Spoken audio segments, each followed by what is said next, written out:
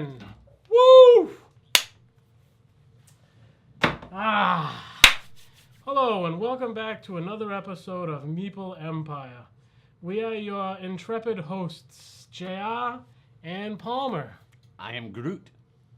And we are here yet again. So, as typical fare, let's go through it. Let's launch off with TV and cinema. I am Groot. I fucking hope this isn't going to be a thing for the whole time. I am Groot. Alrighty then, so TV and cinema. I was actually allowed to enjoy and attend TV and cinema with you this week. Yeah. We got to see It. That was just so I could serve you that restraining order. What was your thoughts of It? What? The movie? Yes, the movie. What movie? It. Which movie was it? I can't believe we're going here. Oh, yeah. You should have seen that coming. The film It, based off of Stephen King's novel. Ah, the movie It. Gotcha. What was the question? What were your thoughts? I liked it. Bill Skarsgård? Is that his name? Bill? William? Harry? It's Bill. the It's young Bill. Skarsgård. Yeah. Bill Skarsgård was very, very creepy as Pennywise. His mannerisms, his voice. I mean, the clown makeup doesn't really scare me. It's more the character. But it had some really good frights. What did you think on his acting in it, or the acting overall in it? Because I mean, this movie really hinges on whether or not you think those kids can act. I thought the kids were great, to be honest. I think the wisecracks, the snarkiness of the Stranger Things kid was just perfect. I'm suing him for stealing my character. Well, if you want to kiss another kid's mom, by all means, you're in. Well, I've done that. Oh, God. I mean, I've dated people with children. It's like you're dating somebody's mom.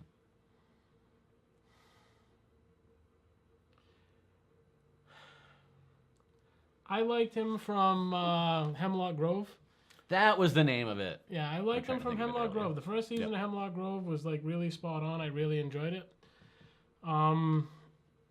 Sit up a little. Yeah, there you go. That's what at the beginning I'm like. I really like. I have a monitor right here, so I'm just trying to. You clearly are I'm not been trying watching it to. because you're No, because I keep trying to get out of the frame. succeeded. See what I gotta deal with? See the shit I gotta deal with? I got so... Hemlock Grove. I really dug him on Hemlock Grove. Was really good. First season of Hemlock Grove I thought was fantastic. They kind of steamrolled to shit after that. That has nothing to do with it.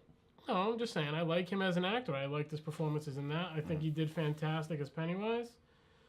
That being said, I don't think the film is for everybody. I don't think this is going to be a film. No, that's you should not take a 5-year-old to this movie.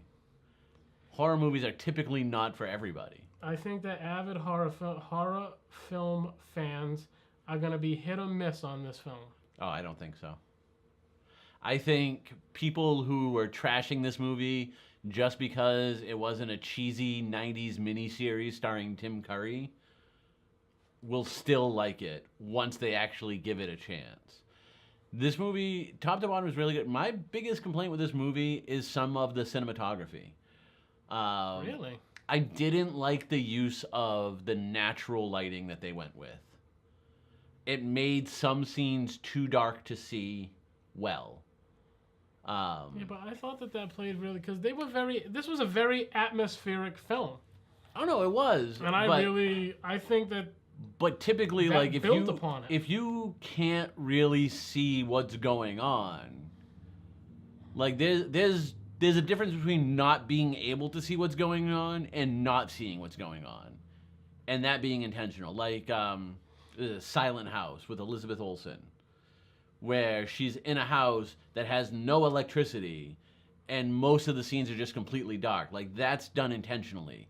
Whereas I felt like this was just done to try and make it spookier, but you can still kind of see what's going on, but you just can't see it well.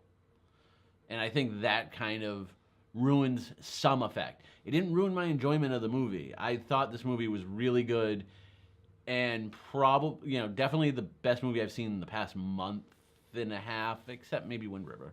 Wind River was really good. But, I mean, the kids, I liked most of the kids. There were a couple of the kids that I felt weren't as strong as actors, but where they're child actors, I tend to cut them slack. Mm-hmm.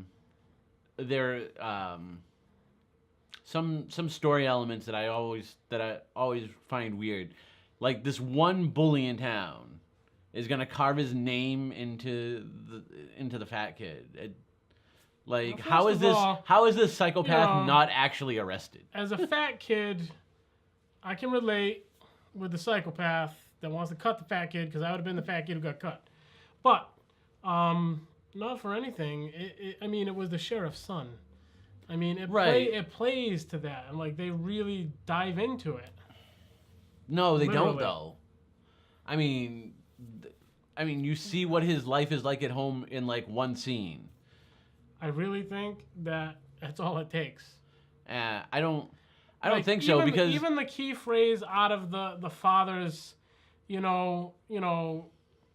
Fia turn around and takes a paper man and breaks him, like just that whole commentary, that whole, interaction kind of really. But see that to me, because like most of the time when this happens, like most instances where you have like that really bad bully who's the sheriff's son, like the sheriff is either always protecting him or the sheriff's an abusive dick, and it's like, well, that's the reason he's like this.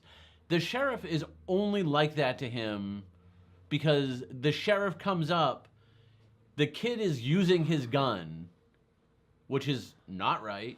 The sheriff sees him using his gun, and he's about to shoot an innocent cat. And the sheriff then grabs the gun and fires it into the ground near him to show him, like, you're not a big man. Like, that's what he should have done.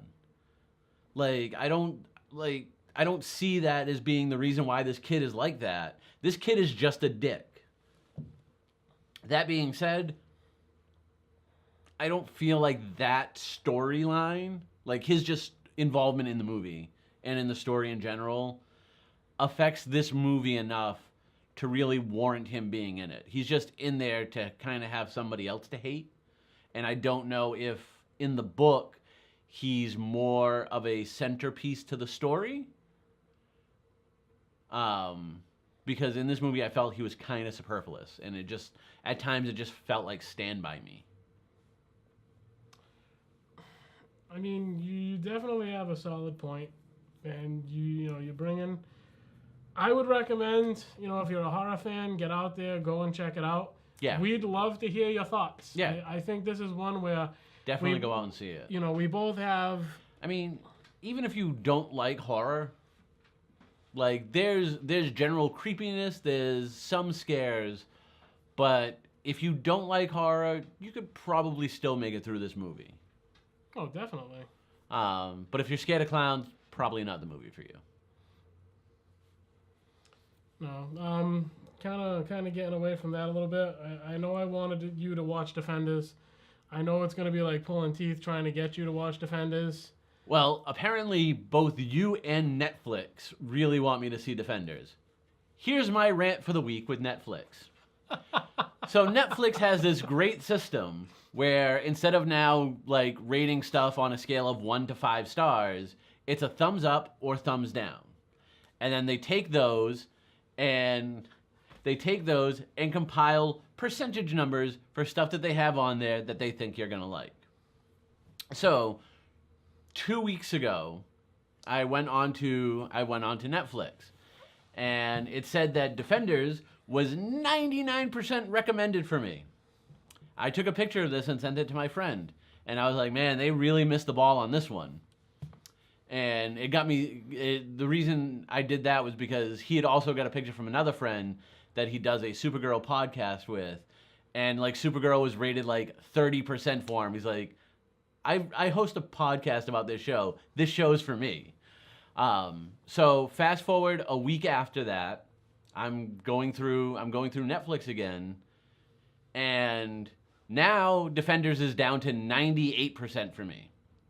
So the second time in a row, I rate it with a thumbs down and move on. I go to other things. Daredevil, Luke Cage, Iron Fist, like the stuff that I know I've rated, and my ratings has saved on those programs. 2 days ago, I start up Netflix to watch Death Note. Or a few days ago, rather, I start up Netflix to watch Death Note again. First screen, Defenders, 98% recommended. Fuck you, Netflix. 3 times I have rated this down. I have no interest in this. I just want to say, None. I wish that I could be the fucking asshole at Netflix going, fuck you, bink. Like, I realize it's your product and you want people to watch it. I have zero interest in it. Give me Jessica Jones season 2. I am there for that and I am waiting.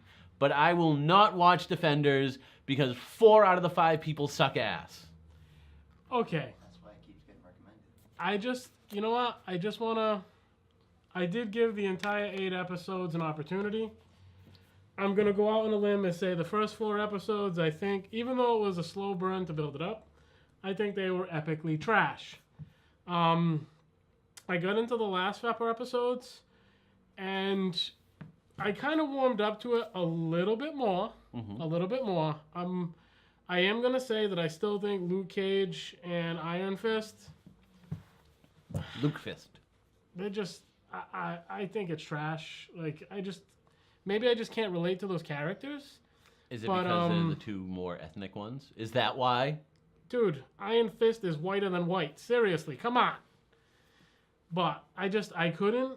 I did warm up a little bit to Jessica Jones, and really what it comes down to is Jessica Jones takes it upon herself to have a moment with Matt Murdock where A shared moment. a shared moment that I really enjoyed. And I mean, that being said, like, I guess I kind of warmed up to her character a little bit more through that. I will admit that, you know, in the season finale, Everyone dies. they went too deep into this whole Elektra, Matt Murdock. Like, at one point, you have to wonder, is this just, you know, like a Daredevil miniseries more than it is the Defenders? See, and again, it's like, I heard it was too Iron Fist centric. well, that's because everything, like every second he's I am Iron Fist. You know, I'm Protector. You can only get away with that with one character, Marvel, and that's Groot. But I mean, like anyone who listened to him for 2 seconds and he's chiming off on it. You know, like I said, I enjoyed the last few episodes. I especially enjoyed, you know, the parting seconds, how they actually ended the season. With everybody dying. I'm not going to tell you. You're going to have to just suck it up. And, you know, 98% suggested, 99% suggested. Just watch the shit. Well, Stick dies. Iron Fist dies. I've read the spoilers. Iron Fist does not die. Oh. Stick does. He goes to the other life.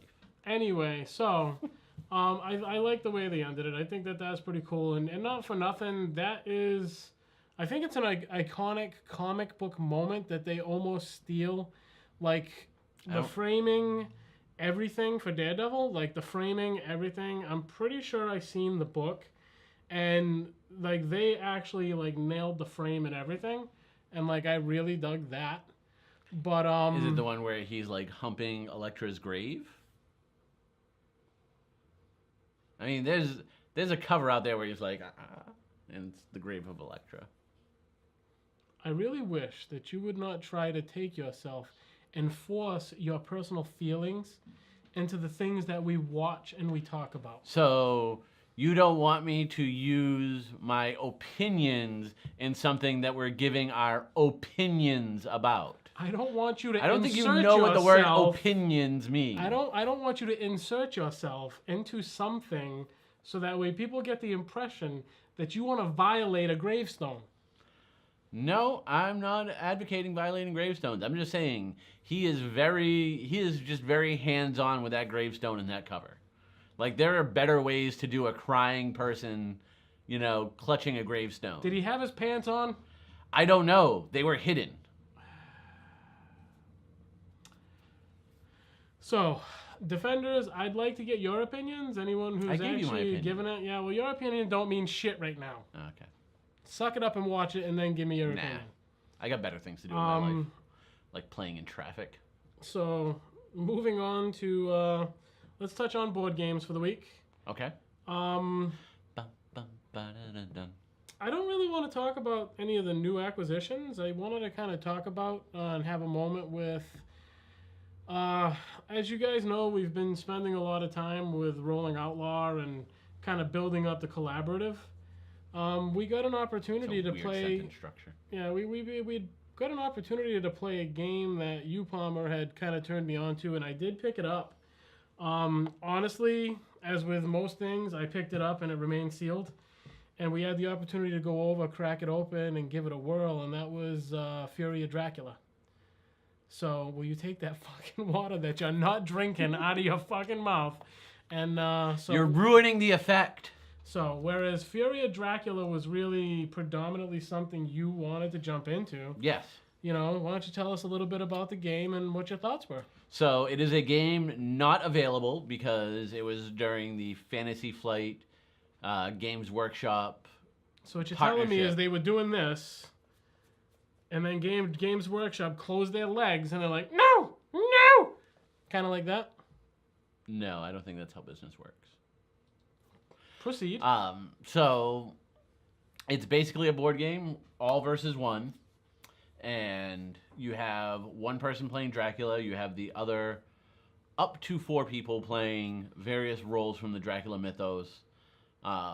Basically, no matter how many people you have playing, you will always have 4 versus 1, which I think is an interesting mechanic.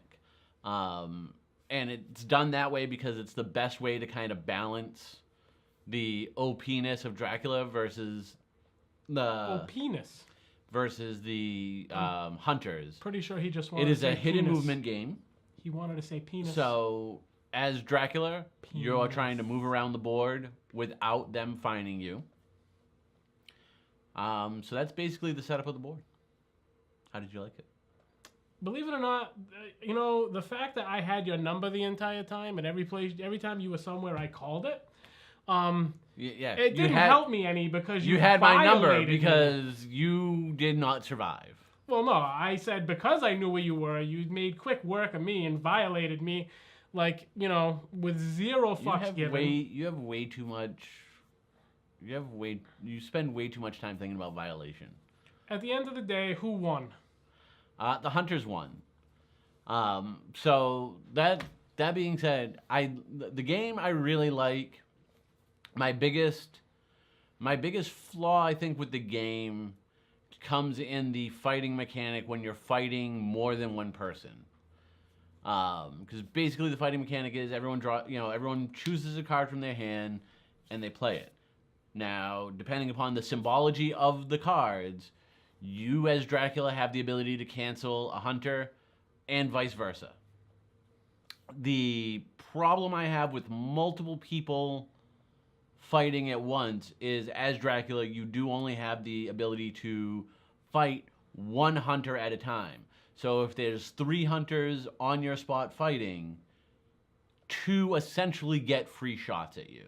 Well, I'm just going to go out on a limb here and say, as Dracula, aren't you supposed to be fucking smart enough not to get beat up on by multiple hunters? Exactly. Which would mean that they shouldn't be able to have a free shot at you. Which would mean that I shouldn't have had your number and organized with my fellow hunters the ability to be within a small proximity of space and go, hey, there's Palmer.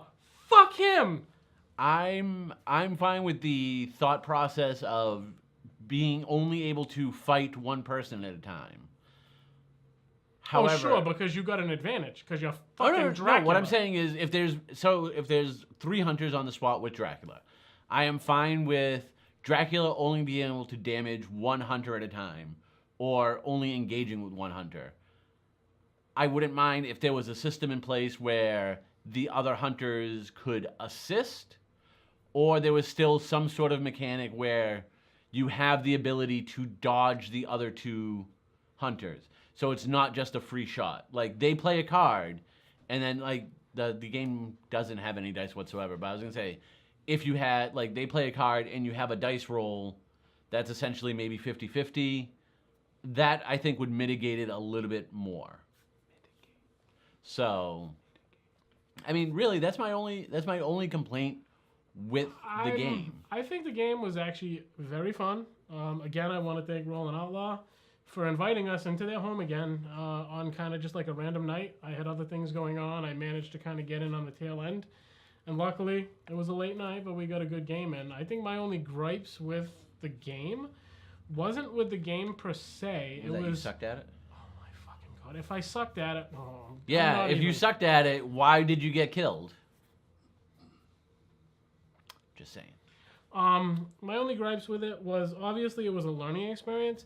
I think it would have been a better game had we, had a good firm grasp of the rules, because it was a little slow going because we were kind of learning the game. That's like any game that game, you're I learning. understand. Yeah. But I think if we went back and we played it now, I think it would be a much faster game, which would make it like the suspense of it all. Because that's the one thing about those hidden location games is until you really like reveal or you get that one card that gives you the opportunity to have just a little bit of insight as to where you are or where you were. Yeah. Like it's very blind. There's no suspense. There's no intrigue into the game. You really have to get to that point, and then once you know that, he's over in that region, all of a sudden the game takes on a whole different feeling. Because now you're like, you're psychoanalyzing. Well, he could be here and he could be there. And now we're counting out your moves before you've done them. Like, it adds a level of intrigue and involvement into the game. That's what I really enjoy. And I feel like it just takes a little bit of time to get you there. Well, yeah, but I would look at it as, I mean, it's I wouldn't say it's like Dracula encapsulated, but I would think of it as any sort of like whodunit movie where you have the slow burn of building up and then trying to find the person. I think it's very thematic, and I think it works well with what it does. I understand that at the beginning it's more like, all right, let's go here. All right, let's go here. Let's go here. Not there. Let's go here. Like it takes a few turns to get into the swing, but I'm like, even if I'm the hunter, is like, all right, do I go here, here, here, here? And at first, it's kind of like a blind, like, well, let's see if he's over here. Now let's see if he's over here. But I like that aspect. Like, I like the cat and mouse of it, and I think I would like that on the hunter's end. But you're right. Now that you know the game, it's going to be a little bit faster because you're going to be able to make decisions quicker knowing what you have to do. Most people, it's probably still going to take like 5 minutes a turn. But that's the stuff. I really enjoyed it. The big question. Yeah. Okay, the big question here is, yes, the game is now very hard to find. And very expensive. I think as we speak, I believe it's up at about $100, which is, I think, 2 to 3 times the MSRP. Is this a game that you would spend that kind of money? This is Fantasy Flight. I would imagine this game MSRP'd at like $65. No, I believe it was either $39 or $29. It wasn't a very expensive game originally. I think you're thinking of the original printing. That could be the case, but again, my question is this a game that you so would pay those type of prices now? Would I pay $100 for this game? No. There's just not enough. There's not enough components. Like, when I think of $100, I think of a minis game, or a game with a lot of minis. This game literally has 5 minis. The 4 characters and Dracula. For some reason, there's a Dracula mini. I don't know why. I understand. Again, I'm just curious. I know this game was kind of near and dear to your heart. Yeah. So, but if we're talking, I wanted to kind of. If we're talking like regular MSRP for a game, even nowadays, like $50 to $60 is a normal MSRP for a game. Mm-hmm. Yeah, go pick it up. if you're fine with spending that money. Like if you're a gamer and you've resigned yourself to most games are going to cost me $50 to $60, and then the really more involved ones is $100 to $150. We're looking at you, Twilight Imperium 4. Then yes, this game is worth the suggested retail price. And it's definitely fun to play. It's fun to break out every so often, especially around October. We're getting into October. I want to start cranking out the horror games. I like the thematic elements of horror games. Absolutely. And if we start streaming them or showing them on the YouTube channel, like I want thematic music. No, I mean, and again, like we're getting there now. We're starting to pick up the steam, and I'm enjoying that. The fact that we We still haven't teach me Warhammer. That's your fault. That's not my It's fault. probably my fault. Anyway, I knew you were gonna fucking touch on that, you dick. Look, the table's right over there. Right over there. Not touching. Not touching. So, we'll definitely kind of get into that. I know we have some big board games that I hope you would actually get off your ass and get me. Albeit Outpost 31. Not out yet. I don't know. Dead of Winter Dueling Colonies. Not out yet. There's some good ones coming. Evil Dead. Yeah, good luck with that one. That company doesn't seem like they have any idea what they're doing. This is what you're doing. Go read This is what I would like. Go read the Kickstarter comments on Oh no! Look. on that board game. All I Supposedly it's going to be out in October. I'm thinking next October. Excuses. Fucking excuses. Give me the game. Complain to the publishers. So, moving out of that, we have a big Magic release coming in, and this one brings some new themes. So why don't we talk Magic for a few? Okay. Magic. Magic. What do we got coming up? We have Ixalan, Okay. which is the new set with piratey dinosaurs. You can have dinosaurs driving cars, just like my perfect world. We have Iconic Masters coming out in November, which is reprinting tons of shit. Tons o' shit. Tons o' shit. I believe he's gonna trademark that. Tons o' shit. Well, I mean, Tons ton of shit is you. The fuck. You're lucky cameras are rolling and they can catch me because I'm gonna beat your ass come the camera stop. So Ixalan, the spoilers are starting to come out. They look fun. It'll be interesting to see. How the set plays. We have the cheaper Gaia's Cradle kind of getting reprinted, where it's a flip card, so it's not just as OP as Gaia's Cradle is. But the set is interesting to the right people. People were not too high on Hour of Devastation, so. Well, no. My question to you is, Ixalan, is this where we're entering a new block? So like pre-releases will give us 6 packs of Ixalan? Or Yes, is although Ixalan complementing another no, set? Ixalan's it's a new block, and I think this is the last block if I remember correctly. It'll be a 2-set block, and then after this, pretty much every set is its own block. So Now, that's not to say does that anything this- rotate out with the drop of Ixalan? Yeah, the standard rotation, which offhand I can't. Are we going to lose Shadows over Innistrad and Eldritch Moon? Maybe. I'm gonna say because if we It's drop been a while. those, what kind of staples are we going to be losing? Because you got You don't have many staples from that. Well, you got Liliana Last Hope. That's been kind of a very popularly played card. Yeah, but the ones that were really popular have already been banned. So, like, you lost Emrakul already. Like, you lost a lot of the staples. What set was Fatal Push? Fatal Push was a while ago. It might have been right around then. Yeah, It's been a while. because I don't know if we lose Fatal Push. There was some very well played cards that kind of came in there. And then they got banned. Because that's what happened. Because Wizards of the Coast is like Palmer. They're a bunch of fucking assholes. They give you shiny toys and then take them away from you. No, I would say Wizards of the Coast is just not smart enough. Like they have these sets planned out years in advance, and sometimes they're not smart enough to see the forest through the trees.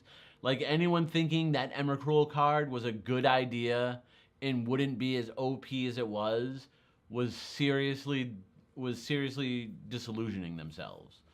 The fact that you couldn't use instants on it, like you had to use a sorcery to get rid of it.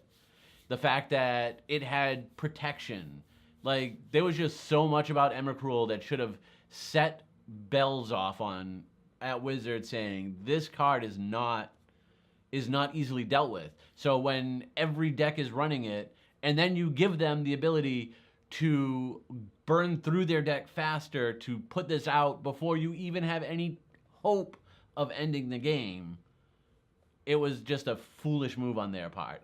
I think they did the right thing by banning it. I wish we could ban Palmer sometimes. Hey, I'm fine. The fucking Palmer ban. I have tons of other stuff I need to get doing. I still need to watch movies for my damn podcast. Like, there's just so much stuff that I've put off this week. It's not even funny. He acts like he has a fucking life or something. Not right now, I don't.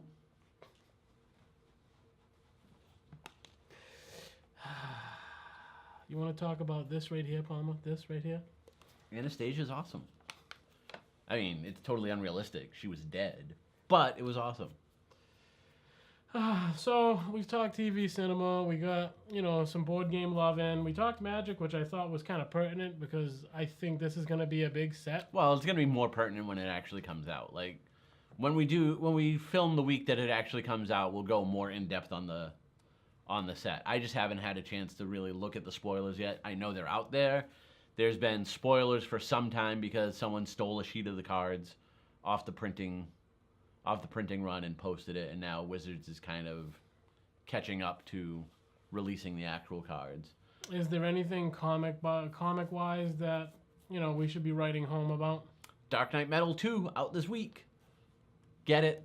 Buy it all. Buy all of them. Is there anything Marvel that came out this week? I'm sure there was, but it wasn't. I mean, right now, I'm not, like, Legacy is the end of the month. Their Legacy one-shot, their hope to kind of turn around their place in the market. Not necessarily their place on the comic shelves, but how people perceive their brand. From what I'm reading, it sounds like it's gonna be a good idea. People should pick it up to give it one last try. I'm hoping they do it right. Like there's things that they need to fix, and it's not necessarily with their writing and art talent. Like they have really good writing and art talent. There's just been a lot of dumb editorial decisions that have kind of gotten them into this place. And supposedly they're getting these characters back to the core of what people loved. So I'm excited for it because the comics business does well when you have two companies that are going really good. Like if DC or Marvel are not doing well, it's not good for anybody. Yeah, but Valiant and IDW seem like they've Valiant had a lot of stuff coming out. sells like -4%. Like I don't honestly know how Valiant's still around. I'm starting to think they're just a front for the mob. But I mean, that being said, I will always kid about Valiant. That being said, the people who actually try it out do tend to give very positive feedback on it. Now, what about the Zenoscope? The Zenoscope stuff. I mean, Zenoscope is a very narrow window of customers. Well, maybe prisoners who are not allowed pornography, and people who don't want to go that extra step to actually have pornography. What are you trying to say? Zenoscope is kind of like they found a niche, doing like the grim fairy tales and that sort of things, and hyper sexualizing it. Like there's no actual sex, I don't think, in the books. but it's very get like past the cover. model pretty. Yeah, I don't get past the covers. Actually, a book that I haven't had a chance to read, but like I really have kind of liked is, one thing about Vampirella is you've always had the cartoon based and you've always had like the model stuff where they did those variant covers. Mm-hmm. Another one I really enjoy about that is Red Sonja. The Red Sonja, I love their artistic covers, but the fact that they do actually take models and occasionally have the model covered, like the live action covers, I really dug it. They do it well. Yeah, they like, did it fantastically. I've seen other companies do cosplay covers Mm-hmm. and do them badly. No. But the Dynamite knows what it's doing with their cosplay covers. I haven't had a chance to read this volume of Red Sonja. The last volume of Red Sonja that I read was by Marguerite Bennett, which was really good. The character's interesting. Dynamite is a publisher that I would like to read more from. I don't have the ability or the time. Like right now I'm reading anywhere between 15 to 30 books on average a week. Like, I don't have the ability to add more without cutting other stuff, and there's nothing right now that's kind of fallen enough for me to be like, maybe I'll do this instead. So, before I close this out and everything, I just kind of wanted to... Is there anything in the next week that you're looking forward to? Dark Knight's Metal. We just said that. Well, I'm not trying to bottleneck you in, bitch. Dark Knight's Metal. And Action Comics, because we finally find out who Mr. Oz is. Did you have to take the Yellow Brick Road to get to him? Possibly. We don't know, because his identity is a mystery. Pay no attention to the Palmer behind the curtain.